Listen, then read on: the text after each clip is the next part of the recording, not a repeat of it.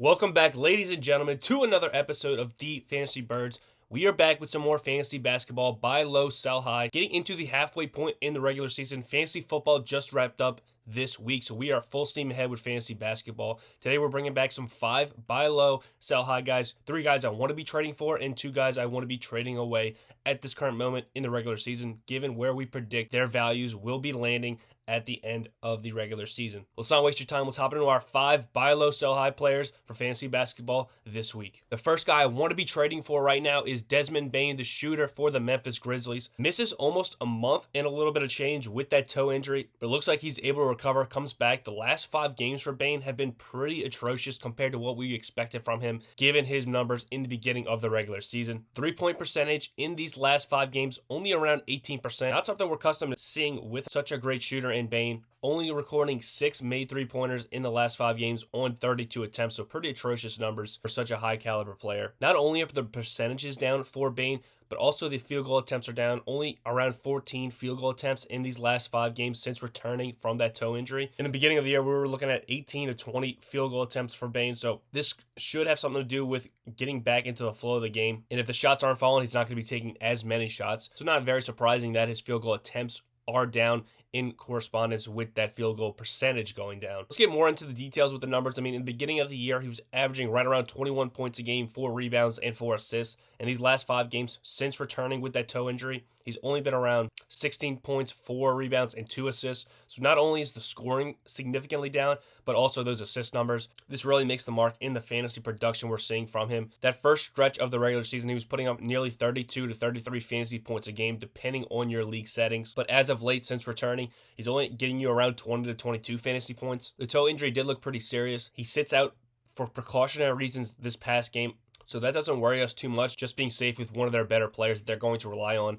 as we come down to the regular season and into the playoffs for this Grizzlies team. So I'm not really worried about Bane. We know he's such a great shooter. These percentages won't last. He's not a 20% guy or even below like we've seen the last 5 games since returning. So I'm more than happy to go send out some trade offers for Desmond Bane if guys are panicking. As long as the percentages are high for Bane, we know he's a great free throw percentage guy. He's going to get those numbers back up to what we are accustomed to seeing from one of the best shooters in the NBA. Firing away Desmond Bane, get some trade offers, get him on our teams because we're going to want that 3-point ability in our starting lineups in category leagues and even points leagues. He's been a reliable player, 30 to 33 fantasy points a night. Definitely somebody we can count on in our lineups and not something I want to be holding against him the past 5 games that just returning from injury. The next guy I want to be trading for at this point is going to be Robert Williams, big man in Boston. Coming back from injury, just like we talked about with Desmond Bane, Robert Williams' injury a little bit more serious, kept him out for a very large chunk in the beginning of the regular season. The numbers have not been great for Williams since returning to the lineup, only getting around 17 to 18 minutes a game, not what we're used to seeing for a guy that could have been the defensive player of the year, one of the best defensive bigs in the entire league. So only 17 to 18 minutes a game, not rushing him back to his normal workload like we saw last season when he was right around 28 to 30 minutes a game. A very deep roster in Boston, so no sense on rushing him into a huge workload before he's ready, especially with how well the team's been performing. But we've already seen since Robert Williams comes back into the lineup, Grant Williams' numbers are slowly decreasing for Boston. One of the main rotation pieces holding Robert Williams back from getting to his normal workload. Also Al Horford, an aging veteran, so not something I'm expected to see long-term in Boston. As Robert Williams gets more accustomed, gets his legs under him, I expect a normal workload by the end of the regular season. Is suffering with a non-COVID illness, so that might be affecting some of his minutes in the short term. Long term, I'm all okay with firing up Robert Williams. Last season, we were seeing a steal and nearly 3 blocks a game from Williams. The point and rebound numbers aren't as bad as you would expect for Williams, given how low the minutes have been. Right around 8 and 7 a game, points and rebounds, and last season he was averaging right around 10 and 10. So he's pretty close there, even with the minutes fluctuating a bit. But Williams really making his money in category leagues on the defensive side of the ball with those steals and blocks. The field goal percentage has been great for him. Hasn't missed a shot in the last 3 games, so that hasn't taken a hit. But last season, averaging a steal and almost 3 blocks per game. This season hasn't gotten up to that speed yet, only averaging around a half a steal a game and 1 block a game. You're missing about a third of the production you're getting on the defensive side of the ball from Williams, which is really where, like we talked about, he's making his money in fantasy basketball category leagues. So until we can get those minutes back, getting used to playing with that, coming back from that injury and this non-COVID illness, I'm not expecting Williams to return to his former self within the next 1 or 2 weeks, but long term, I do think Williams is going to get back to that 3 2 to 3 blocks a game and getting a steal per game, being that defensive anchor for the Boston Celtics, one of the best defensive teams in the NBA already. Now adding him back to the lineup and getting a full workload in Boston, I think Williams is a guy that in category leagues we should be targeting right now, especially if you are looking to bolster those steal and block numbers. Obviously not adding anything from the three-point line, but a guy who can get you 10 points, 10 rebounds, a steal, and 3 blocks a game with a very high field goal percentage is something we should expect long-term for Williams, and something I want to be targeting as we move forward toward the fantasy basketball playoffs. The first guy that I want to be trading away right now is going to be Klay Thompson, the shooter for the Golden State Warriors. A lot of minutes, a lot of shots available in Golden State with all the injuries they've dealt with this season, especially in the backcourt.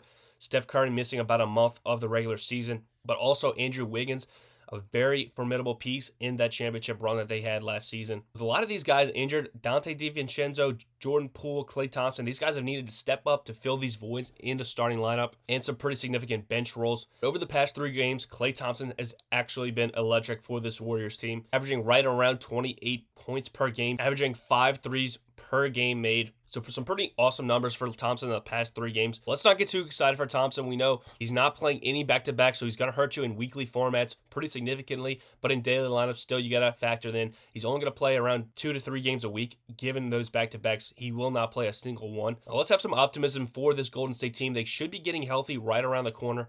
Andrew Wiggins should be coming back very soon, but also Steph Curry looking to get back to this team as the Warriors try to make it into the playoffs. There's some pretty serious incentive for Steph Curry to get back on the floor for this team. And the shots available for Thompson have been pretty insane. I mean, the last 3 games, he's shooting right around 14 threes per game. Not just field goal attempts, 14 3-point field goal attempts per game. That's pretty insane.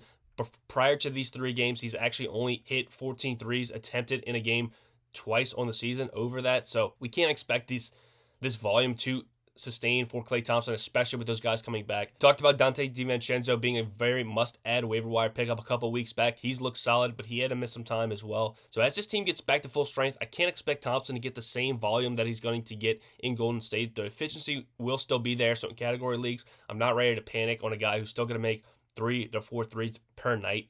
But in these points leagues, we're not expecting a guy averaging 19, 4, and 3 assists to continue on a pace, averaging 28 points a night with 14 three-pointer attempts per game. So if you can squeak out some value on Thompson before these guys like Wiggins and Steph Curry are able to come back, I wouldn't mind adding him to a deal. Getting a guy like Desmond Bane actually I think would be a great one-for-one trade. But if you can't get a deal, hold on to the value, get some upgraded volume while those guys are still out with injuries and enjoy the ride. But at this point, I would be selling Klay Thompson if I can get any sort of upgrade on my team for the star shooter for the Golden State Warriors. All right, the third guy I want to be trading for is going to be Wendell Carter, the big man for the Orlando Magic. Gets suspended in the last game for the Magic. The entire team basically got suspended for that brawl with the Detroit Pistons. So he had to sit out the last game. But coming back from injury, like we talked about with a lot of these guys, kind of a continuing trend here.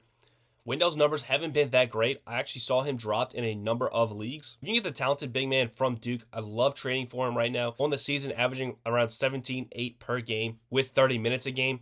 I'm not worried about Mo Wagner, Bol Bol, or even Mo Bamba. Wendell Carter, I believe, is the great young big man. If he's going to be the future center for this Magic team, it's definitely a guy that he's going to get an amped up minutes and something I want to be trusting in as the season progresses. They've slowly increased his minutes since coming back from that injury. Missed a large portion of the season, a lot longer than a lot of people expected. But since returning, it's been kind of a slow get back as they're nursing him back into the starting lineup. Only averaging around 22 minutes per game the last 3 games since returning. But I expect him, even with a very deep front court for the Orlando Magic with the guys like we talked about, I still expect Wendell to get back to his 16-8 with some pretty solid 3-pointers made from the center position and good free throw and field goal percentages to go along with that. So a good guy in category leagues I want to be trading for while the bar might be low on Wendell Carter or even available in free agency. I've seen, like I talked about, guys dropping him to the waiver wire while dealing with that injury. So if you can go and grab Wendell Carter, I love getting the big man for the Magic as this young, talented team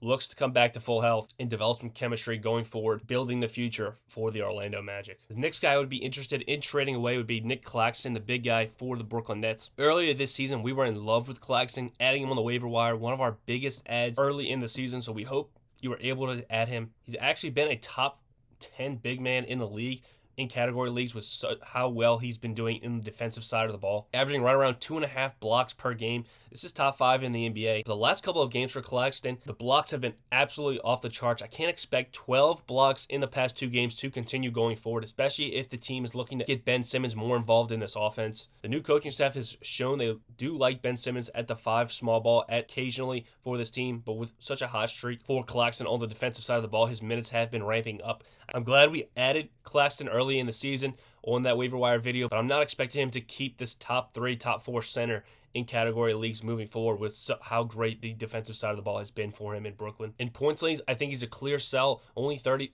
fantasy points a game, so those blocks aren't as profitable in a points league as they are in categories leagues where he's been that top 5 center like we've talked about over the past week and a half. So if you have any faith in Ben Simmons to improve his role in this offense and on this team, I think Claxton is a clear sell. But if you think Simmons is toast, washed, overrated, then I think you should hold on to Claxton. Personally, I think Simmons is going to expand his role just a bit as we move forward toward the regular season and the playoffs in the NBA. Whether you agree or disagree, the block numbers won't continue at this level for Claxton. 14 blocks in 3 games is pretty unsustainable numbers, even for a great shot blocker like Claxton. So if you can trade him for a guy pushing for block numbers in category leagues who's desperate for it, I definitely would be able to sell high on him and get some value in return, as he's still killing you on the free throw percentages. So while it does pain us to put him on this list, like as he's one of our favorite pickups and one of our most valuable pickups in the beginning of the regular season, it's just not numbers that I can expect moving forward for him as we get down the stretch in fantasy basketball. Another guy I was looking at putting on this list is Karl Anthony Towns